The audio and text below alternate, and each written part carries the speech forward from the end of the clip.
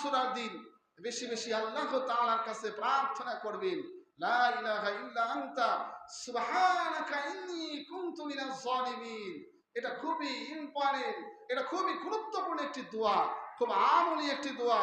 যদি কোনো ব্যক্তি এই দোয়াটা নিয়মিত তিলাওয়াত করে পড়ে, টাকা হারিয়ে গিয়েছে, বিপদ বালা মুসিবতে আছে, সমস্যার ভিতরে আছে, নিয়মিত এই দোয়াটি ৪১ বার পড়েন, ইনশাআল্লাহ আল্লাহ তাআলা ফলাফল দিবেই, মিস হবে না। আপনি কাজ করা পাইতেছেন না, বিদেশে যাইতে পারতেছেন না, বিভিন্ন রকম সমস্যার ভিতরে জর্জরিত আছেন, আপনি এই দোয়াটি, দোয়া ইউনুস, এই দোয়া ইউনুস নাম দেওয়া হয়েছে নবীর নামের নাম, কারণ আল্লাহ তাআলা তাকে হেফাজত করেছে ৩টি অন্ধকার থেকে। আপনিও যদি পড়েন, আমল করেন, আল্লাহ তাআলা আপনাকে অন্ধকার থেকে বিজয়ের মালা যিনি দান করবে তিনি কে?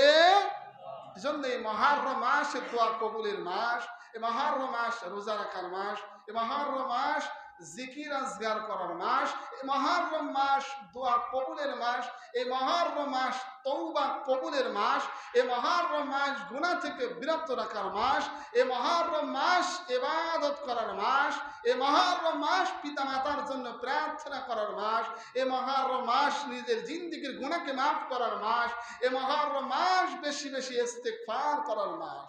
এজন্য মুহররম মাসে আমরা বেশি বেশি ইবাদত করি, বেশি বেশি আল্লাহর কাছে তওবা করি, ইস্তেগফার করি, বেশি বেশি নিজের গুনাহের জন্য আল্লাহর কাছে সারেন্ডার হই, নত স্বীকার হই। এই মুহররম মাসে